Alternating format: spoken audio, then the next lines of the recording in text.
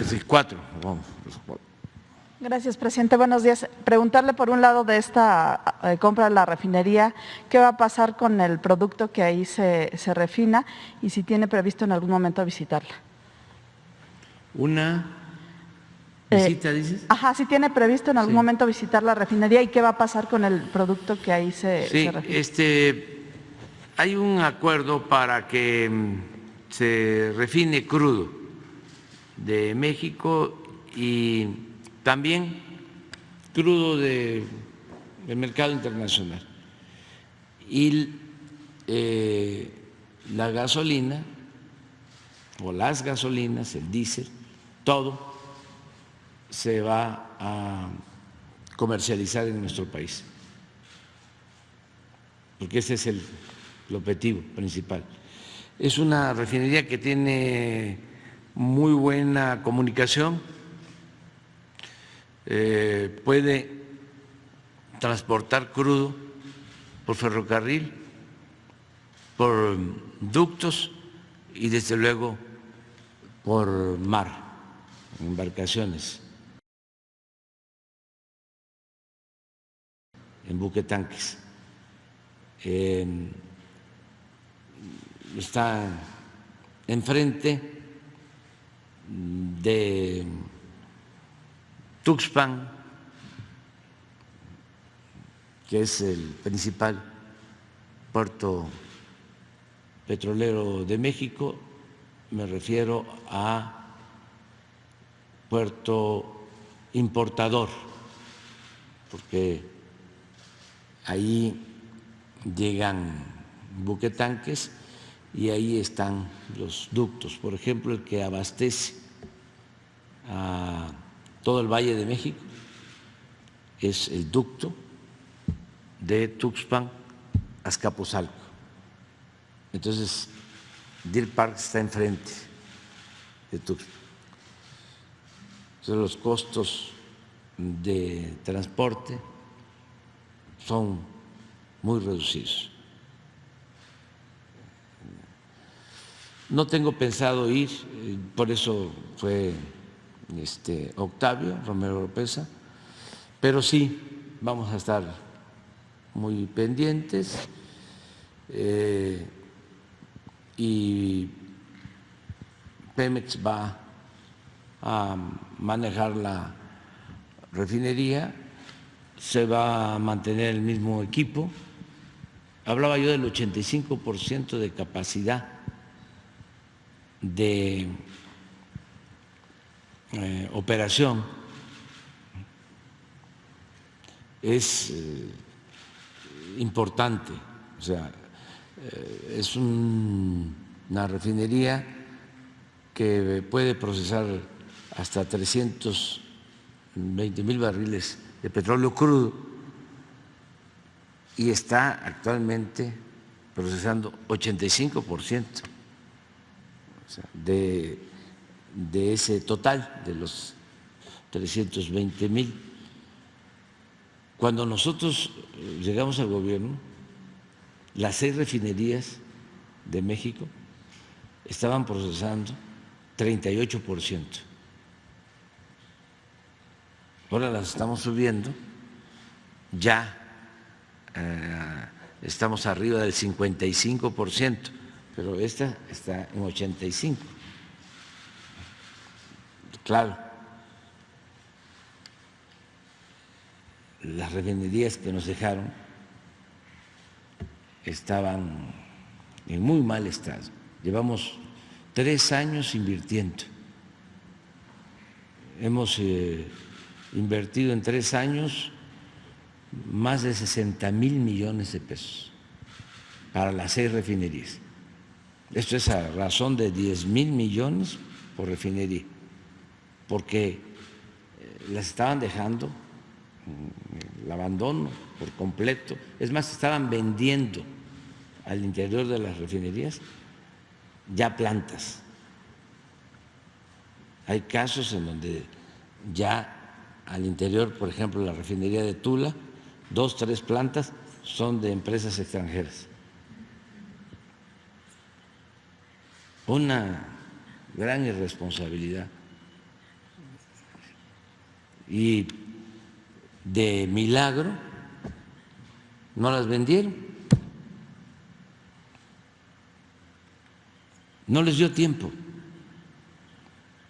Es como lo de la entrega de los campos petroleros. Hicieron convocatorias, las llamadas rondas.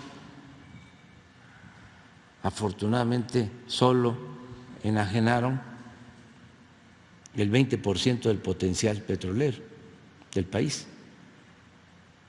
Y de eso que entregaron, que es importante que se sepa, que son 110 contratos, solo 2 están en exploración y producción. El resto está en lo especulativo o en lo improductivo. Ya los que recibieron las concesiones, influyentes algunos, ya vendieron a otras empresas que tampoco están invirtiendo. Pura especulación. Lo mismo que hicieron con las concesiones mineras. No lo olvidemos eso. Imagínense que entregaron en el periodo neoliberal 120 millones de hectáreas. El territorio nacional tiene 200 millones de hectáreas. Entregaron el 60% del territorio nacional. Estados casi completos. Los propietarios de la tierra ni siquiera se enteraron de que ya lo que estaba debajo de sus ejidos, de sus pequeñas propiedades, ya estaba concesionado, ya está concesionado. ¿Cuándo iban a terminar de explotar 120 millones de hectáreas del territorio nacional? Nunca. Entonces, ¿para qué entregaron todas estas concesiones? Para la especulación financiera. Tienen la concesión y la negocian en el mercado financiero. Que además no pagaban impuestos. Ahora hasta están devolviendo concesiones porque ya tienen que pagar impuestos. Ahora ya no son esas 120 millones de hectáreas, ya es menos, pero no hemos cancelado ningún contrato, nada más es porque pues ya no les conviene el que tengan que pagar impuestos y no tienen inversión, no producen. Entonces, es lo mismo en el caso de Pemex. Por eso es importante el rescate de la refinación. Nos engañaron durante mucho tiempo de que para qué construir refinerías, que era mejor vender el petróleo crudo y comprar las gasolinas. Imagínense, ahora estamos comprando como 400,000 barriles diarios. Cuando la crisis del huachicol, que nos rompieron ductos, la gente se portó muy bien, porque hubo desabasto. Sí, pero teníamos la posibilidad de traer la gasolina, estaban los barcos esperando descargar en Tuxpan y en otros puertos. Pero ¿qué sucedería hacia adelante si dependemos totalmente de las gasolinas y deciden no vendernos gasolinas. ¿Cuánto tiempo tarda un gobierno sin el abasto de las gasolinas?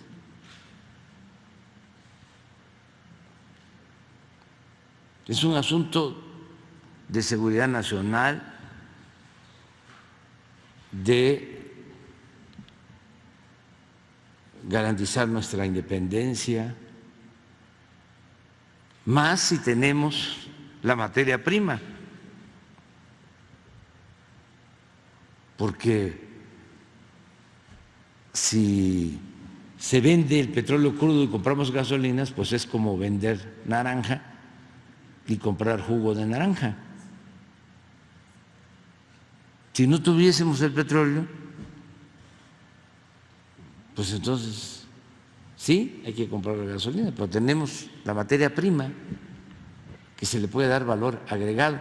Dicen, es que ya no es negocio, pues sí, no es lo mismo que extraer el petróleo, porque extraer un barril de petróleo, ahora que está bien administrado Pemex, podemos sacar un barril o extraer un barril con costos de $5 y se venden $70, pues son $65 de ganancia, porque no se le paga renta a la naturaleza. Es un gran negocio. Entonces ya la refinación pues ya no da esa misma utilidad, es menos, pero significa mantener esa utilidad de la venta del petróleo crudo e incrementar todavía un porcentaje aún menor en la utilidad, dar trabajo en nuestro país, ahorrarnos el flete, que a veces no se toma en cuenta, y ser autosuficientes. Y todo esto con un propósito básico, central, que es el que queremos seguir cumpliendo, que no aumente el precio de los combustibles en términos reales, que no haya gasolinazos, que podamos decir, gobernamos y no hubo gasolinazos, como sucedía en otros gobiernos. Para eso, pues, se requiere de manejar Pemex con eficiencia, con honradez. Afortunadamente son muy buenos los obreros de Pemex, los trabajadores petroleros, son familias que han trabajado en Pemex desde la expropiación, abuelos, papás, muy buenos ingenieros, muy buenos técnicos, y con ellos estamos levantando esta empresa que es de la nación, es de todos los mexicanos, y que lo que querían era pues privatizarla, igual que la Comisión Federal de Electricidad, para que todo el mercado eléctrico lo manejaran las empresas privadas. ¿Y cómo garantizar? Hay 50 millones de usuarios de energía eléctrica que reciben el servicio de la Comisión Federal de Electricidad. Esos están seguros, mientras exista la Comisión Federal de Electricidad, que no va a faltar la energía y que no van a haber aumentos. Pero de repente ya no es la Comisión Federal de Electricidad la empresa que abastece a ese 50 millones de hogares, sino Iberdrola. Entonces ahí está lo que sucede en España, el aumento constante en las tarifas.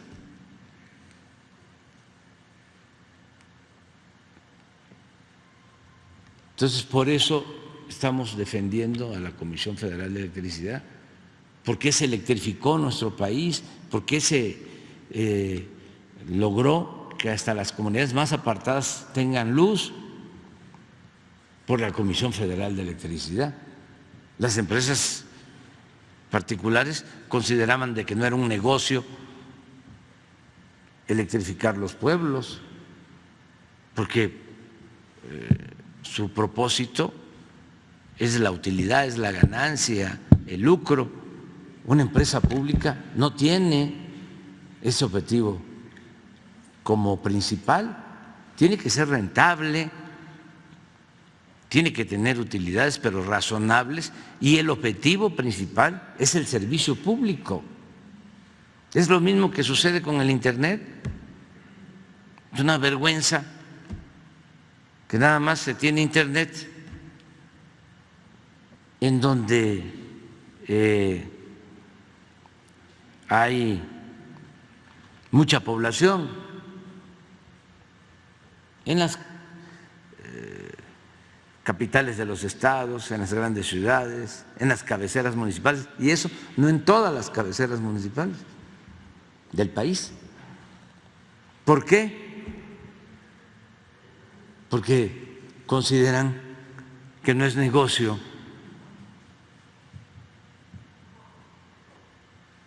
pero el Estado está obligado a garantizar estos servicios, no puede incumplir su responsabilidad social el Estado. Por eso ya ahora va a haber Internet en todos lados, estamos invirtiendo con ese propósito y nos está costando, no es fácil, porque todo estaba orientado al mercado, a donde consideraban de que había negocio.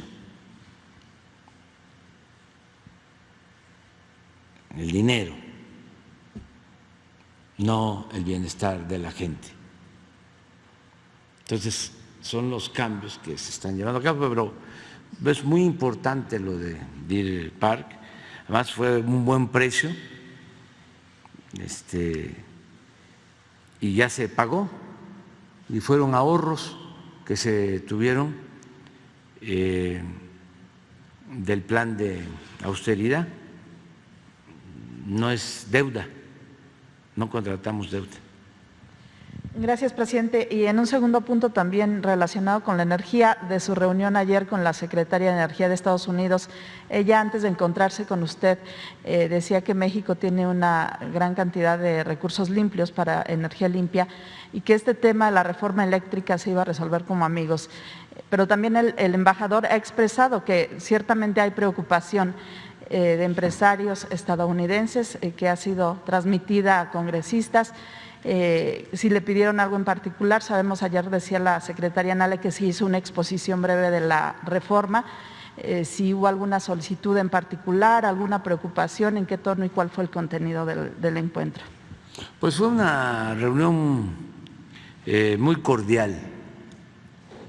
La secretaria de Energía pues es una mujer muy sensible, con mucha experiencia política, ya fue gobernadora 8 años, ha estado siempre en la administración pública y platicamos bien, le informamos por qué lo de la reforma eléctrica y de lo que estamos haciendo para ir enderezando entuertos, resolviendo graves problemas que nos heredaron, explicándole cómo imperaba la corrupción en todo, que por los negocios privados se afectaba la hacienda pública y se afectaba desde luego al pueblo en beneficio siempre de una minoría. Le expliqué el negocio que hicieron con los gasoductos, cómo engañaron de que iban a construir 12 plantas termoeléctricas y que necesitaban comprar gas. No hicieron las termoeléctricas, pero sí compraron el gas a precios elevadísimos, al grado que ahora tenemos gas de más, tenemos excedentes de gas que tenemos que estar pagando o revendiendo gas a precio más bajo por esos contratos leoninos en beneficio de las empresas, en complicidad con los funcionarios públicos. Pero ¿cómo no van a saber que no se puede realizar esos contratos porque no se necesita el gas o es excesivo o el precio que están cobrando está por encima de lo que vale?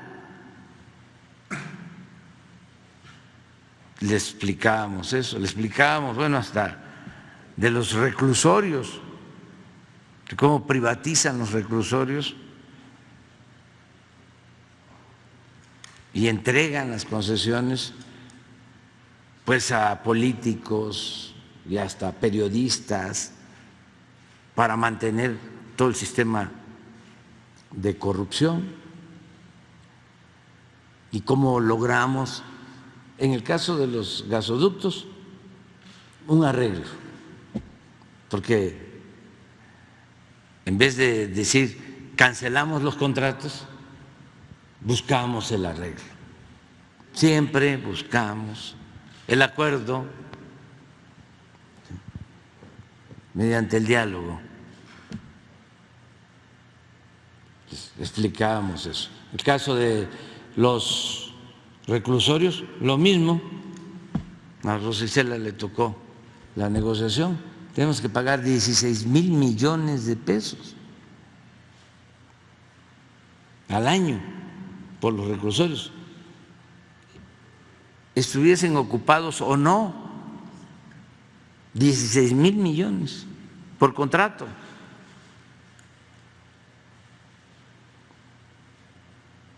A los cuñados de Salinas, a dueños de medios de comunicación.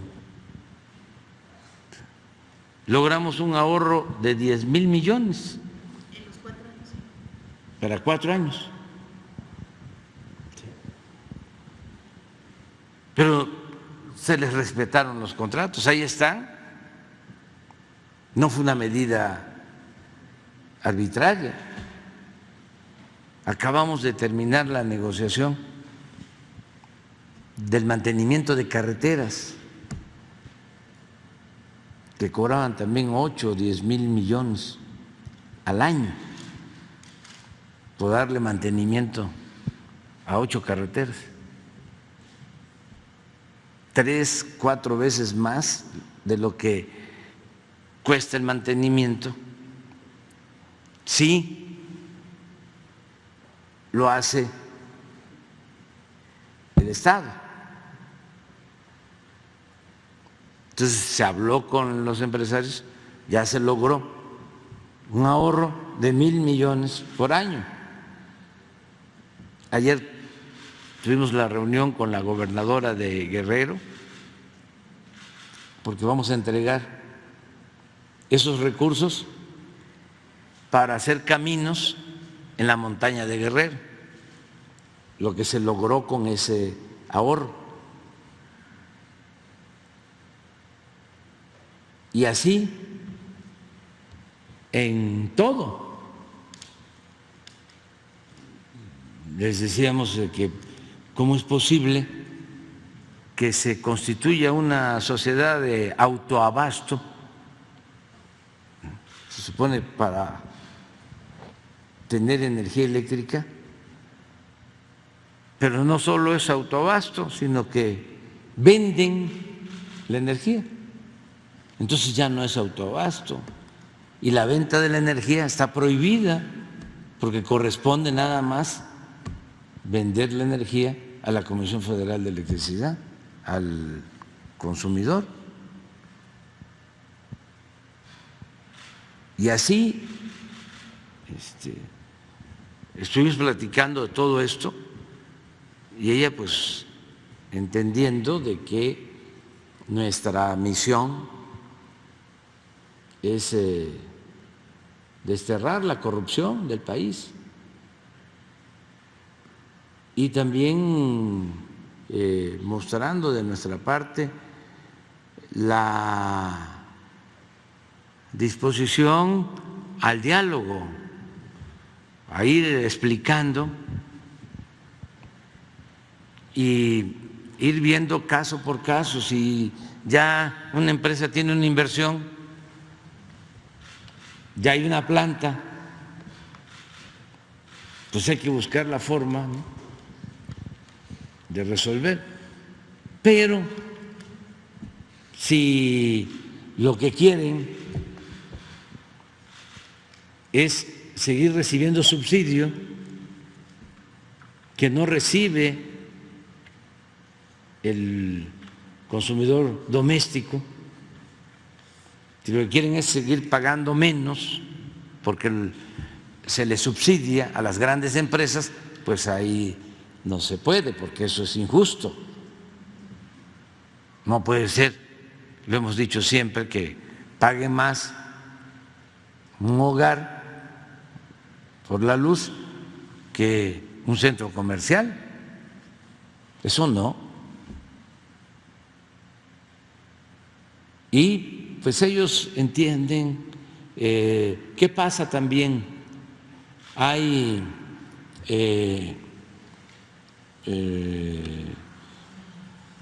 algunos, no todos, ¿no?, de los que se beneficiaron, o empresarios, ¿no?, mexicanos vinculados con españoles, no en general, entonces que buscan protegerse con el gobierno de Estados Unidos. Entonces, vamos a acusarlos con el gobierno de Estados Unidos.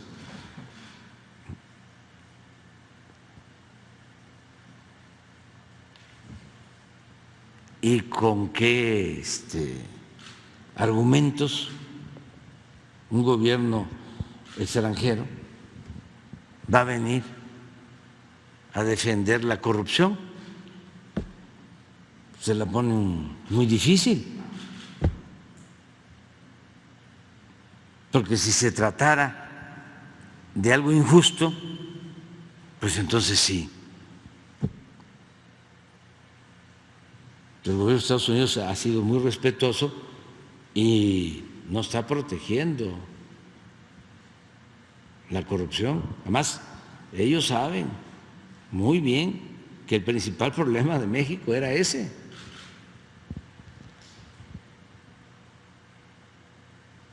Entonces ahí andan buscando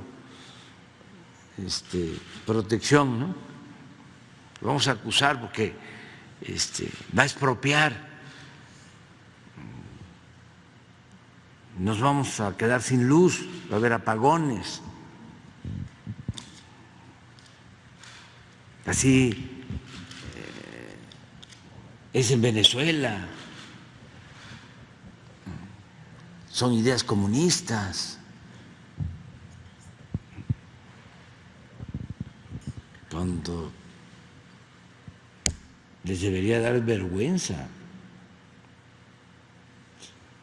Son unos reverendos ladrones que no entienden que ya son otros tiempos y que antes ni siquiera perdían su respetabilidad. Siempre lo hemos dicho, querían imponer como forma de vida y como forma de gobierno la corrupción, nada más que no pudieron por la fortaleza cultural que hay en las comunidades, en los pueblos, en las familias de México. Porque el pueblo de México no es corrupto. Fíjense cómo manejaban los conservadores, las élites, la idea de que la corrupción somos todos. Lo sacaba hasta una organización empresarial lema, eslogan, la corrupción somos todos. Otro alto funcionario público, de lo más alto, diciendo la corrupción es parte de la cultura del pueblo de México. Imagínense qué ofensa. No, nuestro pueblo es honesto, es trabajador. Corruptos es una minoría, una élite de gente inmoral e hipócrita. La mayoría de nuestro pueblo, bueno, hace el bien, nos decían, sin mirar a quién, trabaja y progresa honradamente, estudia y trabaja para que vayas ascendiendo en la escala social, lo que se conoce como movilidad social. Se puede desde abajo, con trabajo honrado, salir adelante. No arriba, ¿no? Aprovechar el gobierno, aprovechar las influencias. Entonces, esto lo entienden muy bien los funcionarios del gobierno de Estados Unidos y tengo muy buena impresión de esta secretaria de Energía y muy respetuosa. Además, defensora de las mujeres, auténtica defensora del medio ambiente.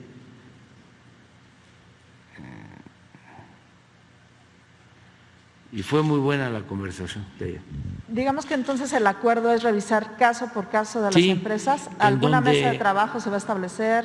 Sí, donde consideran que hay una injusticia, se revisa los casos. Ellos tienen ya una lista, hay algunas empresas que están pidiendo que se les informe y lo estamos haciendo, tanto estadounidenses como de Canadá, y se está haciendo. ¿Cómo de cuántas empresas estamos hablando? Son pocas. En el caso de Estados Unidos y de Canadá, claro. Todo esto para información general, sobre todo para los jóvenes. ¿Cómo funciona la economía en el mundo, las finanzas en el mundo, el sector empresarial?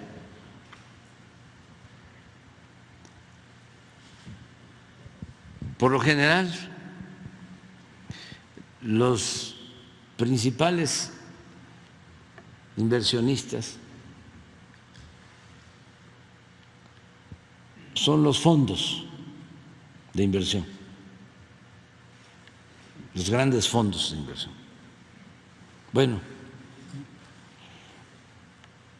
¿cuál es su nombre? Eduardo nos explicaría muy bien esto.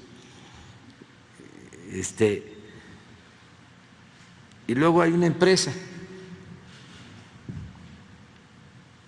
Y a veces se piensa que la dueña de los bienes es esa empresa. Pues no. Detrás de esa empresa están los fondos.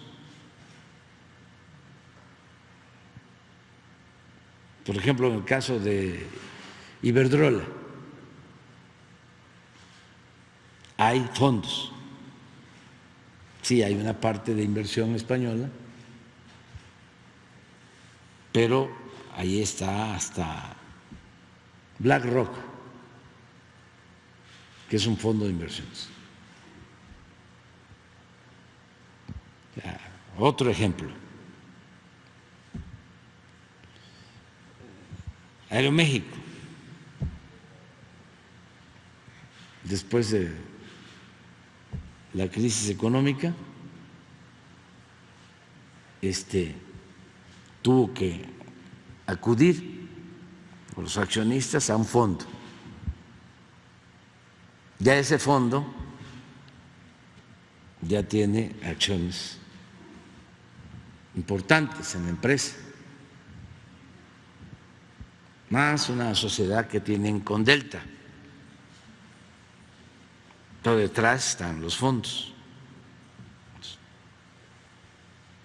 Se dedican a invertir. Así está. Entonces, a veces es el fondo, la empresa. A ver, para ser más claro, puede ser BlackRock,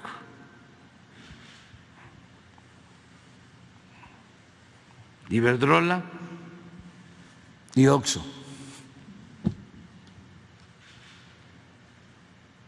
Entonces, de las empresas de Estados Unidos o de Canadá, pues son pocas, aunque sí existen estos fondos. Pero en todos los casos se puede llegar a acuerdo. En todos los casos. Y hay voluntad de parte de los inversionistas extranjeros para llegar a acuerdos. Aquí aprovecho para hacer un llamado al Fondo Monetario Internacional con el propósito de que le den un trato justo a Argentina, que asuma el Fondo Monetario Internacional su responsabilidad en el endeudamiento excesivo de Argentina y que no quiera ahora ponerles condiciones que van a empobrecer más al pueblo argentino y a debilitar por completo al gobierno argentino si aplica esas medidas que les está recomendando el Fondo Monetario Internacional. ¿Por qué no, con honestidad, con ética, reconocen que ellos cometieron el error de darle créditos al gobierno anterior más allá de lo razonable?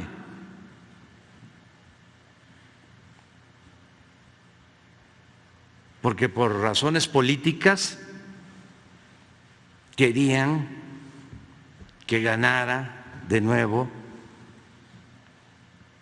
el presidente que estaba en funciones. Y entonces les dieron dinero y lo que hicieron fue agravar la crisis económica y financiera de Argentina. Y ahora quieren que el nuevo gobierno de Argentina les pague de inmediato y les están imponiendo condiciones que son completamente injustas. Ojalá y el Fondo Monetario Internacional, pues en el caso de Argentina, actúe con responsabilidad,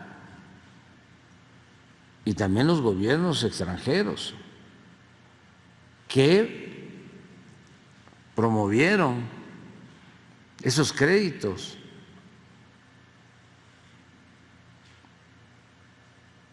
Que no debieron otorgarse. Si un país está endeudado y viene una elección y para salvar al gobierno que quiere continuar, le inyectan más recursos, pues existe una corresponsabilidad. Entonces tienen que asumir eso.